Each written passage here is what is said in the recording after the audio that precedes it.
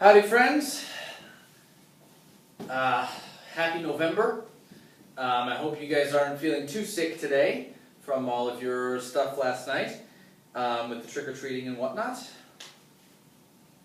Because I was out yesterday, what I did is I gave you guys an opportunity to have your catch-up time and your writer's workshop time yesterday so that we could get back into the book again today, because we will actually be finishing it next week in time for the close of the quarter, so that you can turn in your unit packets as project grades.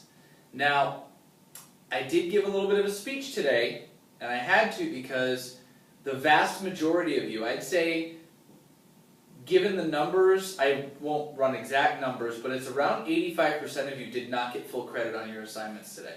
That's pitiful, guys. And I won't beat a dead horse here, but your education is yours, not mine. And I can't really do anything more than I am doing right now to make sure that you learn.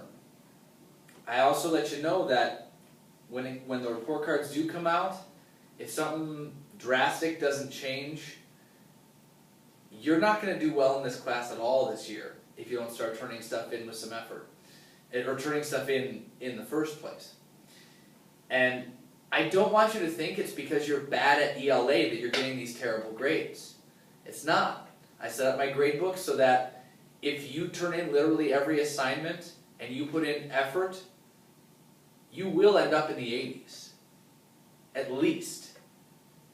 All it takes is handing everything in to end up in the 80s, at least. And chances are good that if you turn in everything and it's your full effort, you'll probably be in the 90s.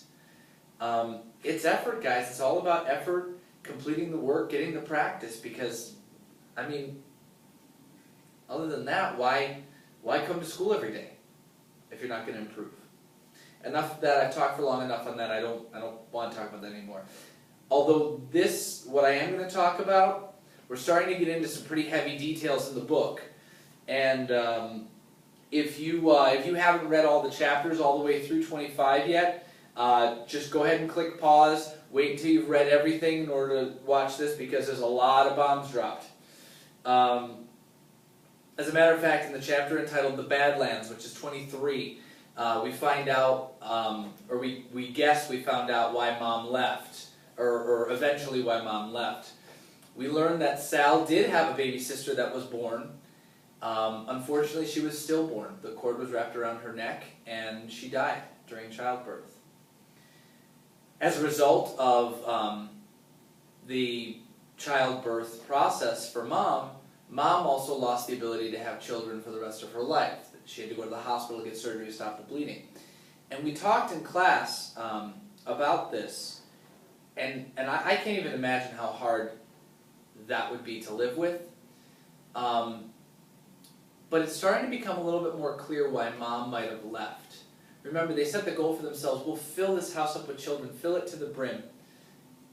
And she can't have kids anymore. And Sal is blaming herself too, because she fell out of that tree, broke her leg, and her mom had to carry her. Now, logically, it probably wasn't her fault.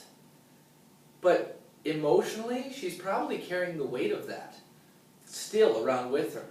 It makes sense then that this house with Sal and her parents, both of her parents, became a very depressing place, a very sad, empty place. And we already knew that Mom felt out of place. Now, we're starting to get a very clear picture of what conflict can do to somebody and how people resolve their conflicts.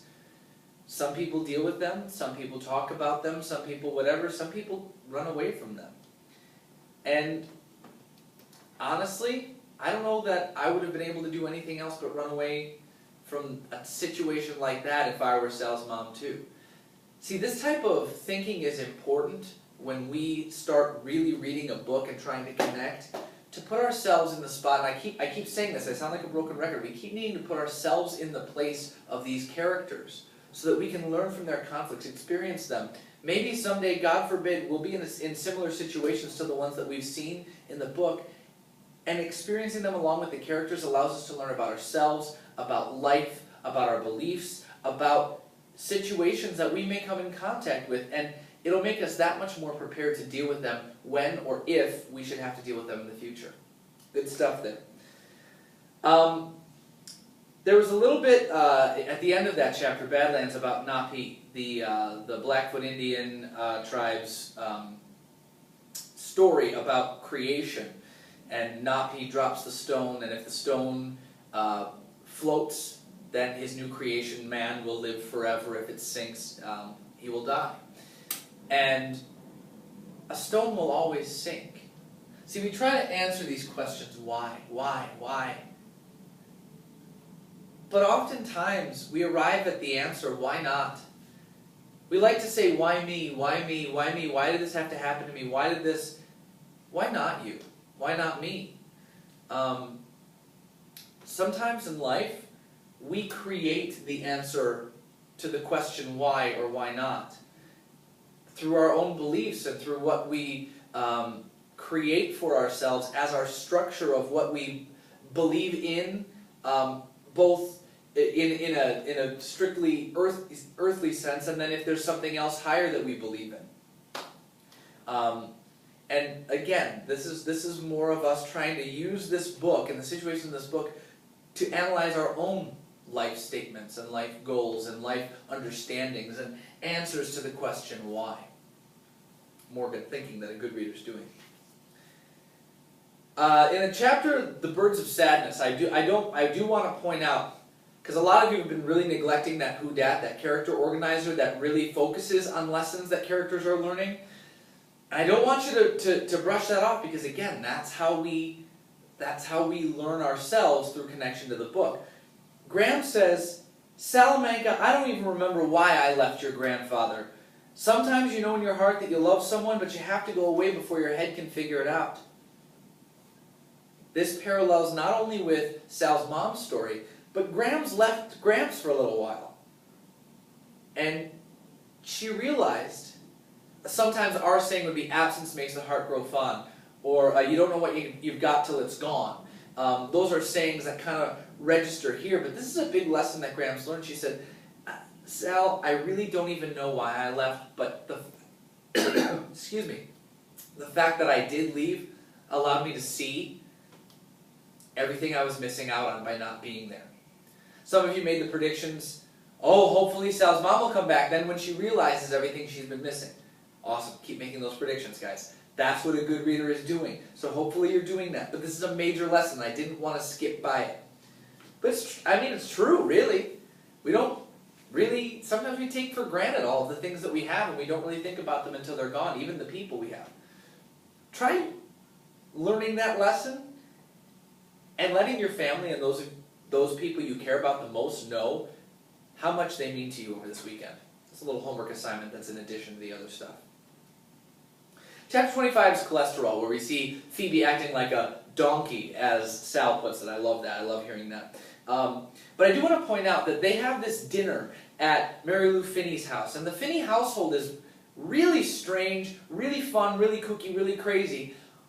But you notice that they're all very much appreciative of the other people in the house. And they take time to say things about that. And they love each other. And they show that. It's very easy for us to look at the Winterbottom household and say, ugh, why wouldn't they show each other that they love each other? Why would they mistreat? Why would they this and that? Sometimes we do it without even thinking about it. You have to make it a habit to run to the door and say, Mom, you're home. I got so much to tell you. Dad, you're home. I got so much to tell you. Or whoever. That goes back to this whole, let people know you appreciate them. It avoids loneliness where people didn't need to be lonely, or emptiness where people didn't need to feel empty. They just didn't know how much people cared. One last thing. At the end of chapter 25, we see Phoebe's dad staring at the television. The television's not on. He's just crying. Just crying. And it seems like he's learning this lesson of you don't know what you've got till it's gone. And he's probably realizing how much he should have shown affection or any of these things. And it's a real wake-up call. when things like this happen.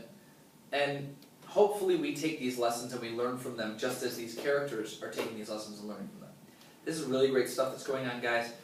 Don't forget to play catch-up this weekend. Please, please, please. And don't forget to tell the people who you care about the most that you care about them. It's important. Have a great weekend. Have a safe weekend.